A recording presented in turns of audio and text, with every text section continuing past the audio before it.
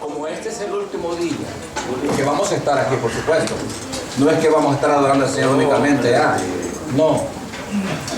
Y como a mí me toca terminar hoy, me voy a aprovechar también. Amén. Que si no me han dejado hablar a mí. Gloria al Señor. Fíjense, hermano, que estuve escuchando algo de un indito que el pastor únicamente llegaba a predicar una vez por semana a las Amazonas. Una vez por semana. Y ese que el indito tomaba a su esposa y su niñito y el barquito y se iba, hermanos, caminaba por la jungla para poder llegar al río de las Amazonas. Y allí metía a su esposa y su niñito en el barquito y comenzaba a remar como 2 horas por todo el río de Amazonas. Y por allá llegaba al otro lado y entonces se bajaba y tomaba a su niño otra vez, dejaba su barquito y comenzaba a caminar otras 2 horas para poder llegar al culto. Y el pastor que le llegaba a predicar, hermano, él estaba así en un bordo alto. Desde ahí les predicaba, ese era el púlpito de él. Él no podía bajar más. Y la gente que llegaba a escuchar estaba ahí abajo. Y el pastor llegaba ahí, cuando ya llegaban los hermanitos ahí, hermano, a la reunión. Aquí estamos ya, pastor, para escuchar la palabra. Y el pastor comenzaba a hablarles. Terminaba el culto. Y decía el indito, pastor, hemos venido de tan lejos. Síganos hablando. ¿Sabe cuánto duraba la reunión? Igual que aquí en Canadá, media hora. No, hermano. Él estaba ahí por 6 horas predicando, el pastor. Gloria a Cristo. 6 horas. Y le decía el indito, no, pastor, síganos hablando. Hemos venido de tan lejos, solo para escuchar 6 horas. Siga mejor. Queremos seguir escuchando. Hermanos, muchos hemos venido de lejos para escuchar a nuestros hermanos. Yo me alegro, hermano, y me pongo triste porque tenemos que irnos ya. Yo quisiera que ellos siguieran hablando. Sí, amén. De veras que sí. Sí, amén. Cuando doctor Carlos Magán dice, voy a estar en 25 minutos, muy poquito. Sí. Eso es muy poquito. Los hermanos tenemos 10 horas, nosotros 5 horas. Queremos escuchar más. Que quiten. Yo quería escuchar más al obispo Florentino Luna. Yo quería escuchar más. De veras, yo me he comido todo eso. Gloria a Dios, hermanos. Y si no nos volvemos a ver algún día, nos vemos en el cielo. Pero esperamos verles pronto con nosotros. Dios bendiga a mis hermanos y derrame una unción doble sobre su vida. Que los mantenga jóvenes, fuertes, saludables, porque los necesitamos, hermanos, para que nos sigan enseñando. Gócese, mi hermano. Yo creo que de pie alabamos mejor al Señor, ¿verdad que sí?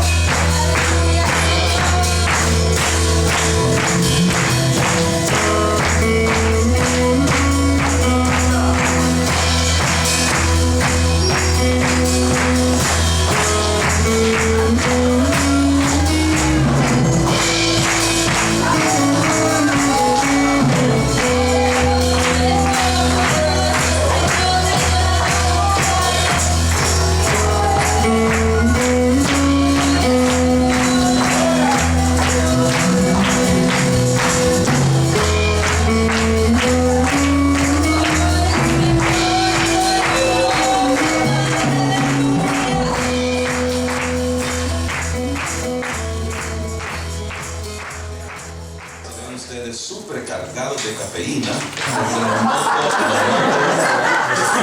los noto bien activos. Ahí está bien, seguro, con ganas de adorar a Dios y con ganas de hacer mucha bulla, y eso se ve que verdaderamente la alegría del Señor está en vuestros corazones. Ahora que estamos a punto de clausurar este magno evento conocido como el Congreso Latino de los Canadienses, para este servidor de ustedes ha sido una experiencia formidable. Quiero expresarle mi profunda gratitud al Comité Timón, que optó por extendernos esta invitación a través de sus representantes, la cual acatamos con mucha alegría y con mucho gozo y con mucho disfrute. Quiero decirle a los hermanos que han hecho esta trayectoria de muchos kilómetros, porque aquí no transitan en millas, hermano Luna, aquí transitan en kilómetros, y los vehículos marcan kilómetros, y ellos son de largo kilometraje, ¿se dan cuenta? Eso fue lo que dijeron, 8 o 10 horas, venga, así que esto va para largo. Quiero decirles a ustedes, muchísimas gracias por ese esmero y ese esfuerzo. Ciertamente que Dios va a honrar y va a recompensar esa dedicación y entrega de todos. Hay grandes expectativas de parte de vuestros líderes para el desarrollo de las obras hispanohablantes aquí en Canadá. El hermano Hasbatali los ama mucho, los quiere bastante, y él quiere y anhela y le ruega a Dios de que ustedes prosperen en todo. Quiero decirle a sus respectivos pastores que la cercanía y la hospitalidad de ustedes hacia nosotros es impresionante. No la merecemos, pero ustedes nos han hecho a nosotros sentirnos como en casa. Si algún día necesitan algún pastor, Impérsida y yo estamos disponibles, nos recibirían a nosotros, hermanos. Les pedirían al pastor de ustedes para recibirnos a nosotros. Mi marido debe mucho decir amén. No, ¿cómo está la onda? Ahora les vamos a cobrar más caro a estos hermanos por haberlos traído. Yo quiero decirles a ustedes de que los latinos, los hermanos hispanohablantes de los Estados Unidos, a ustedes los queremos y los amamos mucho, y anhelamos grandemente verlos crecer y madurar en el Señor, para que vuestra presencia aquí, los canadienses la vean que son verdaderamente de bendición. Que ustedes no han venido a quitar empleos, que ustedes no han venido a arruinarle la sociedad a ellos. Al contrario, han traído consigo la bendición del Padre, del Hijo y del Espíritu Santo para mejorar esta ciudad. ¿Lo creen? ¿Se creen del ¿Están listos, hermanos? Ya se me olvidó el tema del cual les voy a predicar. ¿Alguien quisiera ayudarme a recordar de qué tema les voy a predicar? Que todos vean tus buenas. A ver, grítemelo por favor. Que todos vean tus buenas obras. Hay dos trozos bíblicos que quiero que vayamos a considerar. Sentaditos, por favor, vayan al Evangelio según San Mateo, el capítulo 5, y luego les señalo el otro trozo bíblico para hablarles de que todos vean vuestras buenas obras. El Señor Jesucristo, en el capítulo 5 de Mateo, se registra el mensaje bien elaborado que Él presentó a una multitud. En el versículo 14 de Mateo capítulo 5, Él dice estas palabras: vosotros, les dijo Jesús, sois la luz del mundo. Una ciudad asentada sobre un monte no se puede esconder, ni se enciende una luz y se pone debajo de un almud, sino sobre el candelero y alumbra a todos los que están en casa. Iglesia de Dios, lean ustedes en voz alta el versículo 16, por favor.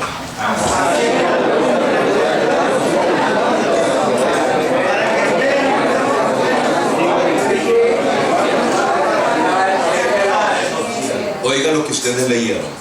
Así alumbre vuestra luz delante de los hombres, para que vean vuestras buenas obras y glorifiquen a vuestro Padre que está en los cielos. Ahora córrase por favor a una carta que se llama Colosenses. La iglesia en Colosas, a la cual el apóstol San Pablo le escribe, le señala unas palabras muy, pero muy particulares a las necesidades de ellos. Es en el capítulo 3 que se encuentra ese trozo bíblico.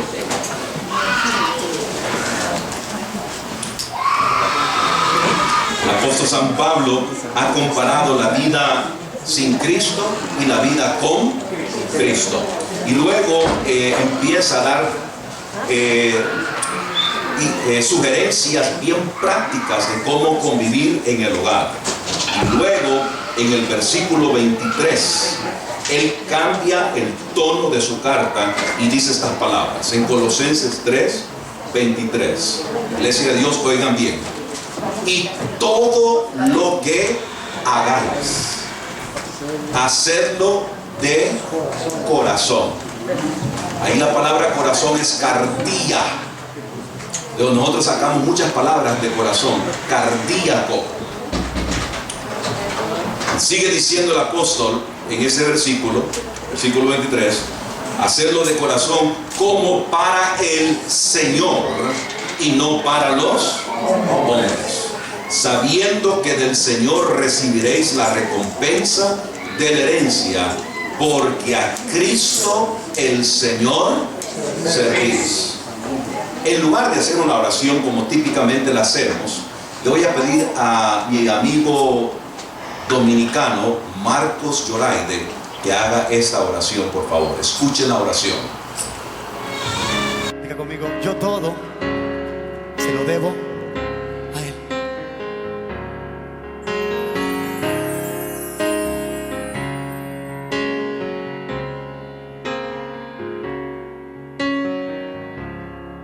Mi despertar y mi atardecer, todo se lo debo a Él.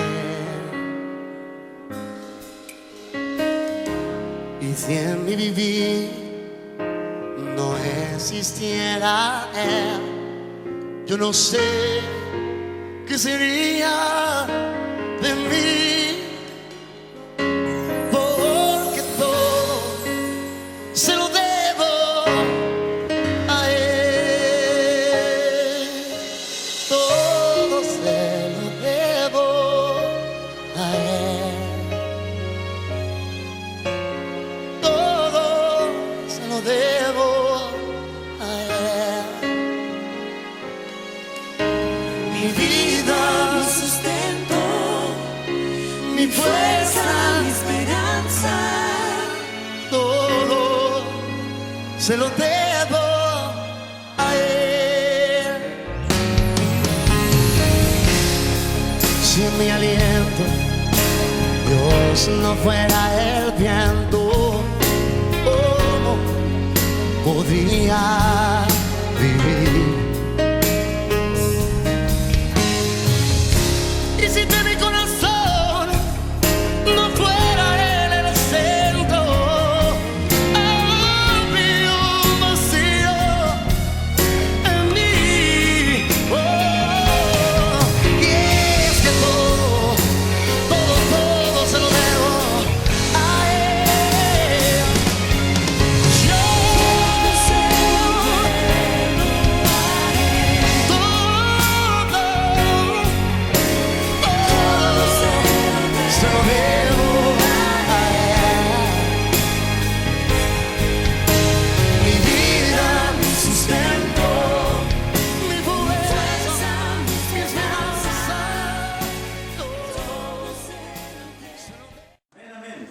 Que todos vean tus buenas obras. Ese es el anhelo y el deseo de nuestro Señor Jesucristo. Cuando el apóstol San Pablo le escribe a la iglesia de Colosas, le va a hacer este señalamiento, porque hacer buenas obras no se comienza con el cerebro, con la mente. El hacer las buenas obras se comienza con nuestra disposición. La disposición tiene que ver con nuestras actitudes. Uno puede tener actitudes nobles o puede tener actitudes negativas. Uno puede tener actitudes agradables o puede tener actitudes aburridas. Uno escoge qué tipo de actitud o disposición va a tener. No es lo mismo cuando una ama de casa prepara el alimento y se lo va a poner en la mesa a la familia con una actitud molesta, con una actitud negativa. Uno puede comer frijolitos, arroz y quesito, pero cuando está la actitud correcta, parece que uno está comiendo la mejor alimentación posible. Todo tiene que ver con la actitud. La actitud no se puede esconder todo el tiempo. Siempre va a salir de alguna manera u otra. Y nos damos cuenta cómo viene la persona con su actitud, dada lo que está a su alrededor. Por más que tratemos de esconderla, no se puede esconder. El rostro lo manifiesta, los gestos lo manifiesta, la disposición nuestra se ve con claridad cuando estamos a punto de actuar. No solo debemos de velar el corazón, sino que también tenemos que cuidar el hecho de que hay alguien velándonos, hay alguien observándonos. Yo voy a entrar a mis puntos principales, pero a mi manera de introducción, por favor escúchenme, porque no es solo un asunto de corazón esto de hacer las buenas obras, pero las buenas obras tienen que ver con quién nos está observando. Jesucristo dijo que todos vean tus buenas obras, pero no solo es el ojo del prójimo que me está viendo, sino que mi Padre que está en los cielos, que Él ve todo. Él puede verme cuando tengo la disposición o la actitud correcta o incorrecta. Él es el que ve mis buenas obras, y cuando voy a obrar, como yo sé que Él lo ve todo, tengo que cuidarme que lo que voy a hacer o no voy a hacer, lo voy a hacer para que Él sea honrado y glorificado. Dios tiene que ser glorificado a través de mis obras. Mi obrar, mi gestionar estas cosas revelan grandemente quién soy y quién no soy. Entonces, cuando nosotros entendemos eso, que no solo tiene que ver nuestra disposición, no solamente tiene que ver a quién nacemos, sino que también reconocemos que en todo esto debe salir una acción nuestra, y esa es la acción del servicio. Nosotros existimos para servir. Efesios 2:10 lo señala, de que nosotros fuimos creados para buenas obras. Entonces el apóstol San Pablo, cuando le escribe a la iglesia, le va a dar directrices. Y yo quisiera resumir esas directrices en seis directrices de cómo es que nosotros vamos a llegar a manifestar las buenas obras. En primer lugar, lo hacemos reconociendo que fuimos creados para servir a los demás. A ver, todos repitan después de mí. Creados para servir a los demás. Yo no fui creado para ser adorno. Yo no fui creado para decorar una familia. Yo no fui creado para estar ahí pasivamente haciendo el papel de un adorno meramente. Yo fui creado, usted fue creado para servir a otros. Y el Señor espera que todo lo que nosotros emprendamos sea para servir a los demás. ¿Cómo es que yo sirvo a los demás entendiendo mi creación? Fui creado con mi personalidad única. Todos aquí tenemos una personalidad única. Es irrepetible. Y cuando yo me salgo de esa personalidad, cuando yo me salgo de ese carácter, cuando yo me salgo de ese temperamento, es cuando me vuelvo arrogante, orgulloso, pedante. Y las obras, en lugar de servir para servicio, se ve que son para alarde mío, para mi adoración. Por eso a veces nos cae a nosotros, a algunas personas, nos caen pesados, dicen algunos. Uno dice, qué pesado me cae ese hermano. ¿Cómo me molesta? Mirá qué orgullo, qué fanfarrón. Porque en lugar de usar las obras para las cuales fui creado, las uso, no para el servicio de los demás, sino que las uso, ¿sabe para qué? Para provocar atención a mí mismo. Mire qué tristeza esa, que en lugar de usar las obras para servir a los demás, las uso para ensalzarme a mí mismo. El Señor Jesucristo habló claramente de esto. Yo no he venido para ser servido. Él dijo, he venido para servir a los demás. Él dijo, yo no he venido para ser dueño de lo que no me he ganado. Él había declarado que había venido en forma de siervo. En Filipenses capítulo 2, por eso Pablo dice, haya en vosotros este mismo sentir que hubo en Cristo Jesús, que siendo Dios no se aferró a ello, sino que tomó la forma de esclavo. ¿Por qué? Porque él reconoce que tiene que dar el modelo para servir. Por esa razón una vez le reclamó a los discípulos. Ellos estaban en una casa y el Señor Jesús mandó a buscar un huacal y lo llenó de agua y pidió, tráigame una toalla, y le trajeron la toalla. Le dijeron, ustedes no han sabido cómo servirse ustedes mismos, no le han lavado los pies a nadie. Y entonces Jesucristo va a lavarle los pies a los discípulos, que esa labor le corresponde a la persona de estatus más bajo en ese contexto. ¿Y qué hace Jesús? Se sume a esa profundidad y entonces toma los pies de uno que necesitaba la lección de aprender lo que es el servicio y le dice, Pedro, te tengo que lavar los pies. Y Pedro orgullosamente le dice, ¿qué? ¿Cómo me vas a lavar los pies tú a mí? Si tú eres el Señor.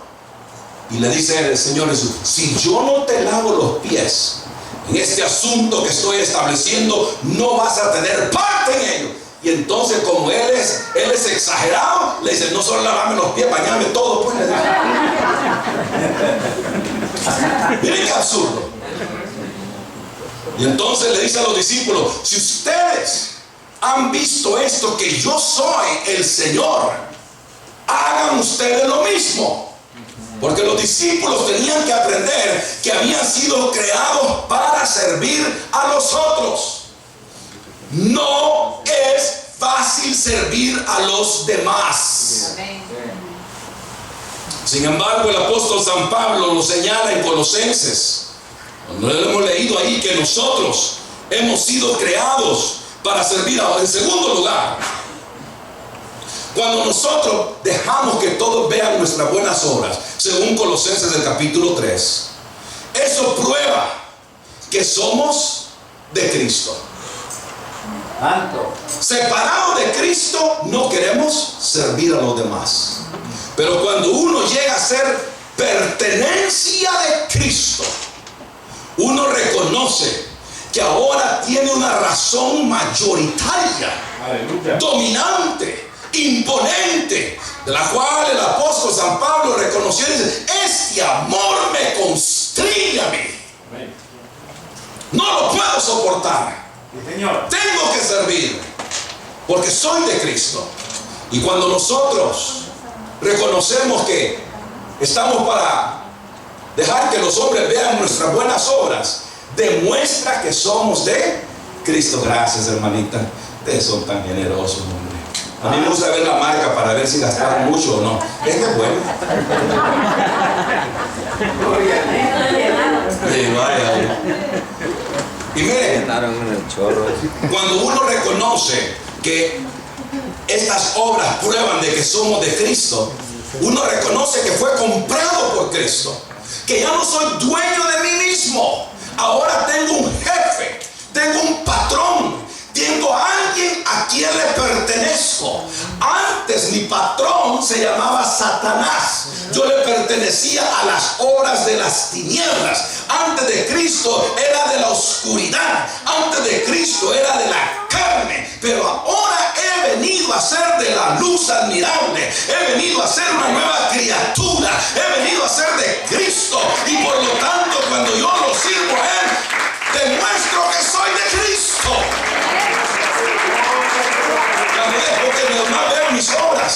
Estoy señalando que ya no me gobierno a mí mismo, ahora hay otro que me gobierna.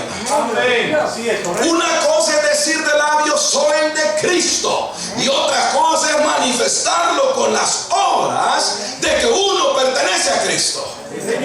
Porque mire, cuando uno ya sabe que pertenece a Cristo y va a orar, se le hace bien fácil cumplir lo que el Señor le pide a uno. Porque a veces el Señor nos pide algunas cosas que nos cuestan, especialmente cuando tenemos que hacerlo con alguien que no merece ser amado. Déjeme señalarse, todas las congregaciones tienen alguna persona dificultosa, de esas que le caen a uno, como dicen los dominicanos, gordo. De esas que cuando uno los ve venir, uno se esconde. Hay tiendas Walmart aquí. Vaya, y que si usted anda en Walmart y ve venir esa persona dificultosa, usted se esconde y le dice a los niños, y se esconde, porque no los quiere ver. Esa persona dificultosa que cuando le pide raite a usted, le dice, es que yo no voy a pasar por ahí, hermano, fíjense, yo me voy por otra ruta, porque no quiere lidiar con esa persona. Y a veces el Señor nos pone en el camino a esos individuos para demostrarle a ellos el amor de Él, y tenemos que servirlos porque somos ahora de Cristo. Cristo tuvo que servir a gente difícil. Yo sé que no me lo creen ustedes. Mire.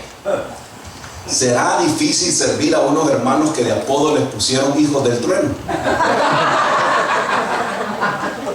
¿Se acuerdan? Dos hermanos dificultosos usted. Uno se llamaba Juan y el otro se llamaba Santiago, y de apodo les decían hijos del trueno. Y mire, estos dos hermanitos eran ultra, requete, hiper, super, mega manipuladores.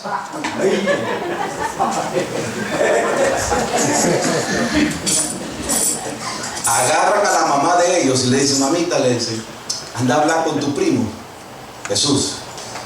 Y le dice, anda a hablar con tu primo y decirle que cuando él venga en su reino, que ponga a mi hermano y me ponga a mí, uno a la derecha y otro a la izquierda.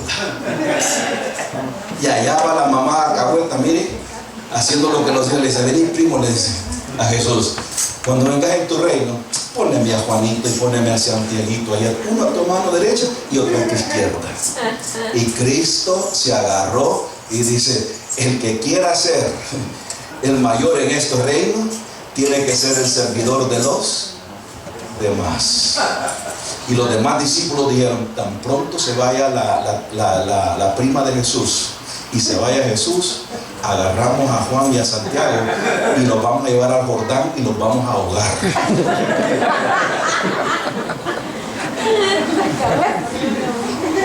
Ve, será fácil servir a uno cuyo nombre ni a los perros se lo ponen. ¿Cuántos perritos ha oído usted que les ponen el nombre de Judas? Vení, Judas.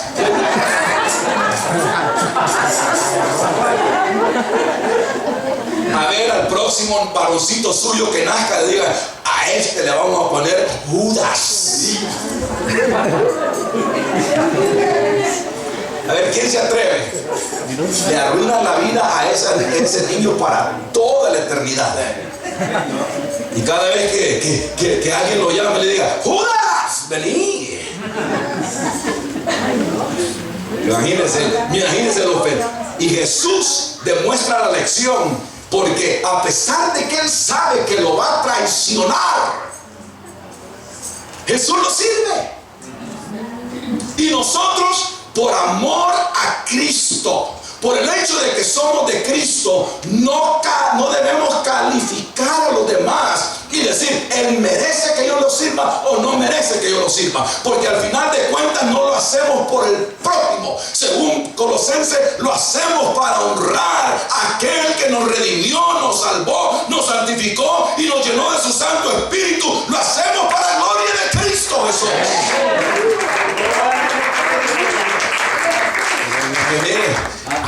personas en la iglesia, ¿usted qué? Que no solo son dificultosos, son revoltosos, de los cuales uno en privado le dice: Señor, abre la tierra y tragátelos como hijos de Corea. Mire, es la persona que usted va a cruzar un puente con ellos y se siente tentado a darles un empujoncito porque a veces saben nadar. Es la persona que si hay bautismo en el río, usted quisiera agarrar una piedra, amarrársela al pie y decir: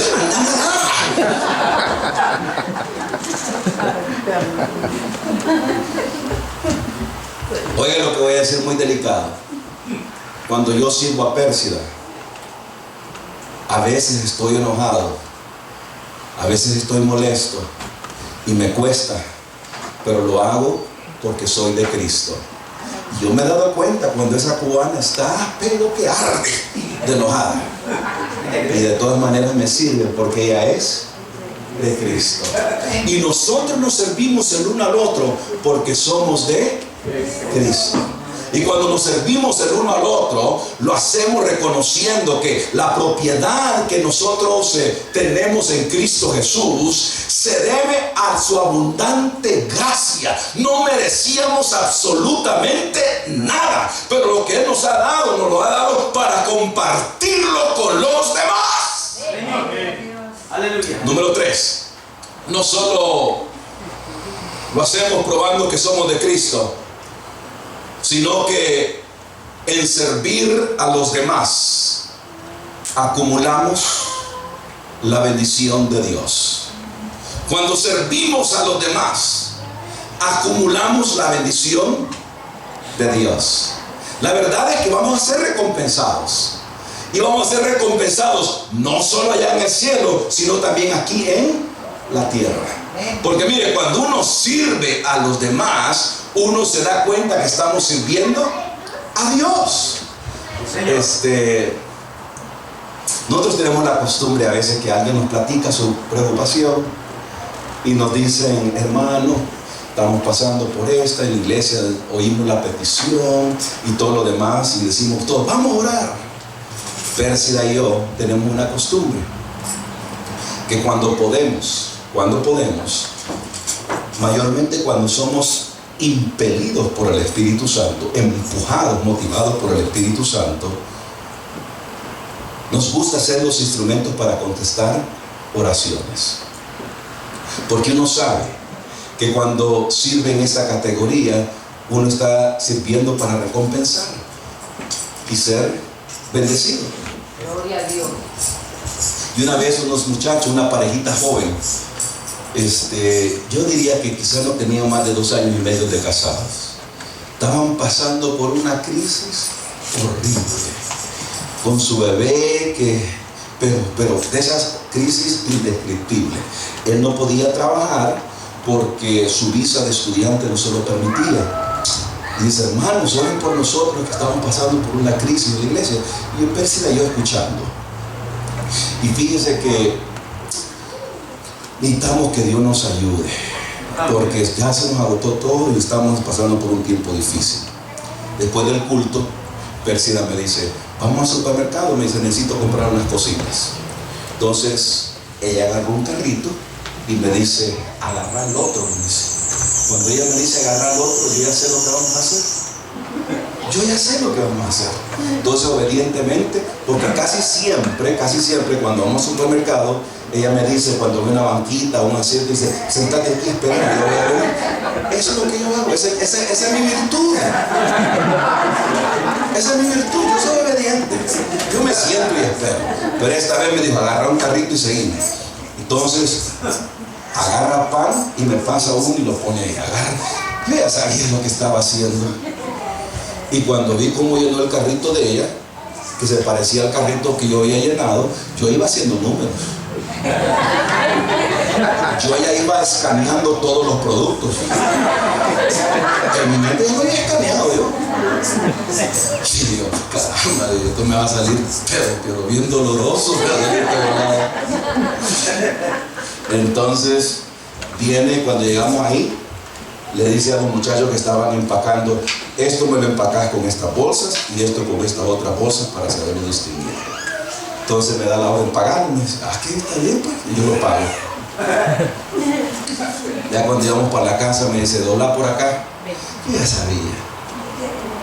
Entonces voy, nos metimos al callejón donde ellos vivían y me dice, no llegues cerca de esa casa, ya sabes qué vamos a hacer. Yo sé, le dije, quédate aquí, me dice, quizás como media cuadra de ahí. Y me dice, agarra todas estas bolsas y las llevas a la puerta. Y una vez que las dejé en la puerta, tocas el timbre y te venís corriendo.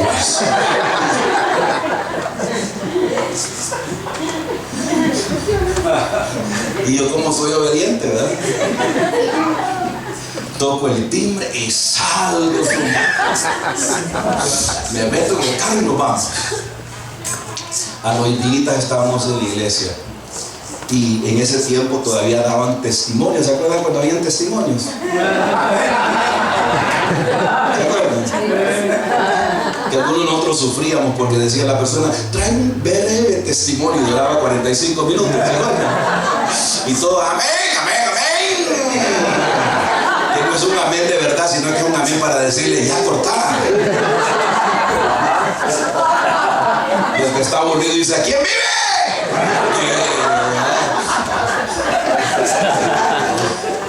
¿Verdad? Entonces la esposa del muchacho pasa y da testimonio y dice, hermanos, dice, nada más dice hermanos y empieza a chillar. Y Pérsida es tan sensitiva, esa cubana es tan sensitiva que nada más ve a alguien chillar y ella misma empieza a chillar también. Y yo no puedo verla a ella chillar, pero cuando la vea a ella chillar, yo empiezo a chillar. Y cuando mis hipotes me ven chillar a mí, ellos empiezan a chillar. Y entonces ya cuando ella se ha secado todas las lágrimas, se ha chupado todo lo que tenía que chuparse, dice, hermanos, yo no creía en ángeles, pero esta semana llegaron unos ángeles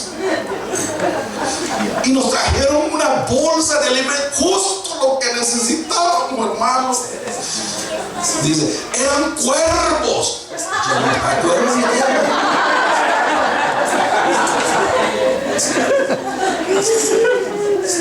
Yo sabía quiénes eran los ángeles. Hasta este día no lo saben. Porque cuando uno sirve a Dios, uno tiene, mire, la recompensa que Pérsida y yo sentimos en ese momento era incalculable. Porque la cubana me agarró la mano y me la apretaba bien duro, así como diciendo, ya viste, ya viste, ya viste. Y claro que yo había visto. Es que cuando uno lo hace, está sirviendo a los demás. Y cuando lo hace, está sirviendo a Dios. Y sabe uno que tiene una recompensa.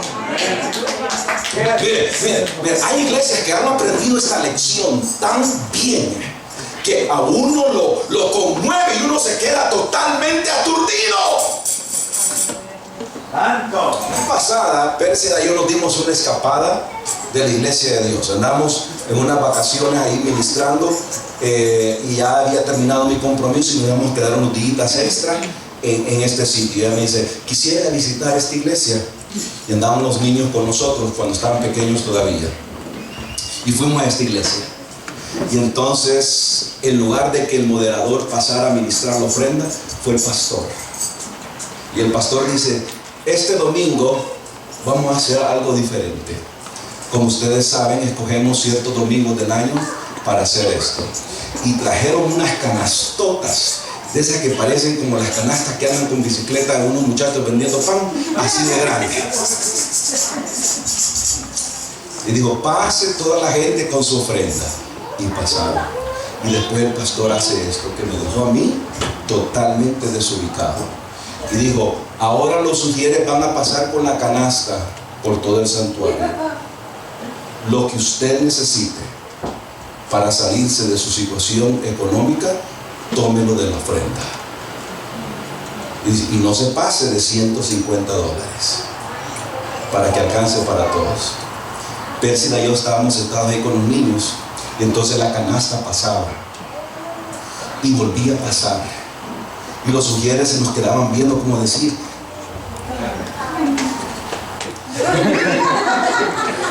Yo le decía a Persia, el Señor no está hablando, le decía.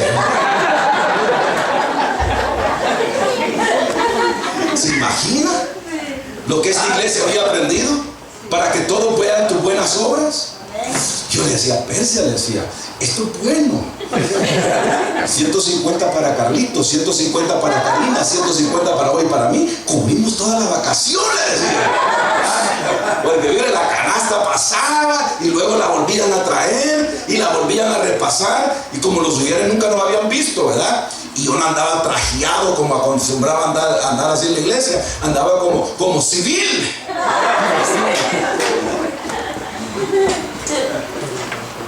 Y mire, yo me sentí tentado, pero no tomamos.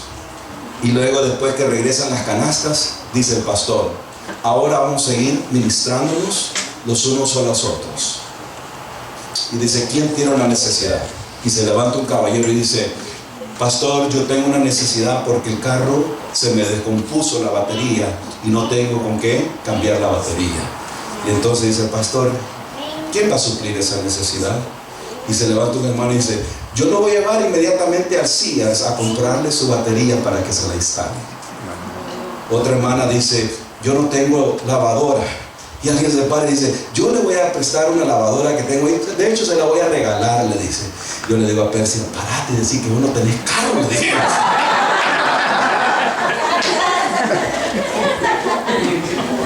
Para que todos vean tus buenas obras. Déjeme darle un último punto porque el tiempo apremia. ¿Sabe que por qué lo hacemos? Porque todo se lo debemos a Dios. Alguien diga, todo se lo debo a Dios. ¿Sabe por qué lo hacemos? Porque todas estos montones de bendiciones que nosotros hemos recibido, se las debemos a Dios. ¿Por qué? Mi familia yo se la debo a Dios. El hecho de que yo sé que Pérsida me ama con todas mis flaquezas y toda mi personalidad errática y todo lo demás, mire, es un motivo de yo decirle todo te lo debo a ti, Señor. Que no hay nada malo que yo pueda hacer por el cual no ganarme el amor de mis hijos. Mis hijos me aman en las buenas y en las malas, porque todo se lo debo a Dios. Y cuando yo hago lo que Colosenses me señala a mí que debo hacer, entonces yo aprendo de que estoy haciéndoselo como amor a Cristo Jesús, porque todo se lo debo a Él. La casa se la debo a Él. La paz con la cual me acuesto en la noche, porque ya pagué las deudas, se lo debo a Él. El hecho de que tengo algunos amigos que me miden la amistad, no porque lo que pueden sacar de ventaja de mí, sino porque sencillamente me aman, se lo debo a Él. Y cuando los hombres ven mis buenas obras, lo estoy haciendo porque todo se lo debo al Señor. Miren, cuando yo reconozco que todo se lo debo a Él, las gestiones, lo que emprendo, me doy cuenta que lo estoy haciendo por amor a su glorioso nombre. ¿Quién de nosotros aquí no está endeudado con Dios? ¿Quién? Pablo el apóstol dice, soy deudor de Cristo. Lea Romanos capítulo 1. Porque él sabía que lo que él era y lo que es y lo que iba a determinar en su futuro se lo debía al Señor. Y damas y caballeros, cuando nosotros estamos aquí en esta mañana, mire, escúchenme por favor. La significancia que yo siento en mi persona, la valorización que yo siento en mi persona, mi razón de ser, se lo debo al Señor. Se lo debo al Señor porque todo lo que he acumulado en la vida ha sido por razón de Él. Mire, una de las experiencias graves que tuvimos con Persia, mi esposa, fue cuando me metí en este asunto de hacer un doctorado. Yo pensé que ya estaba preparado para emprenderlo, pero el doctorado que hice en educación no es nada religioso, es educación secular. Requería que me mantuviese trabajando a la misma vez que realizaba mi doctorado. Pérsida y yo estábamos en una etapa de la vida cuando los niños todavía eran adolescentes y necesitaban la presencia paternal mía, porque yo le prometí a Pérsida que mi presencia era innegociable. Yo no iba a ser un padre ausente, iba a ser un padre presente. Y mis hijos iban a verme a mí actuar y realizar aquello que era el ejemplo correcto de lo que es ser un hombre. Eso fue mi pacto. Entonces, cuando empecé mi doctorado, caramba, fue una cuesta bien hacia arriba y muy difícil. Terminé las clases y luego entré en esa etapa tan exigente que se llama la disertación. Eso era noches interminables, porque cumplía con mi obligación de estar con los niños jugando su rato con ellos en la noche. Ya después que los acostábamos, que orábamos con ellos, yo me iba a trabajar un poco. A veces Pérsida llegaba a la 1:30, 2, 2:30, 3:30 de la mañana y me decía: tenés que dormir, porque a las 8 tenía que estar en la oficina. Y a veces me echaba toda la madrugada trabajando porque yo sabía que necesitaba hacerlo. Típicamente este doctorado se realiza en 4 años. Yo tuve que extenderlo a 5 años por las exigencias. Cuando presenté mi disertación, me la aprobaron después de mucho diálogo. Yo me di cuenta que el doctorado no lo había yo verdaderamente logrado. Mi trabajo verdaderamente lo había hecho Pérsida.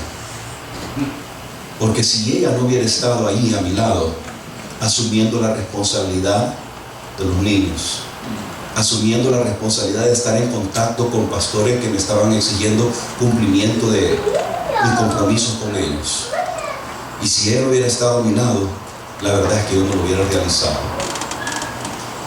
Y después me di cuenta de que no era solo a ella que le debía, sino que todo se lo debía a Dios por haberme permitido una mujer de ese calibre a mi lado.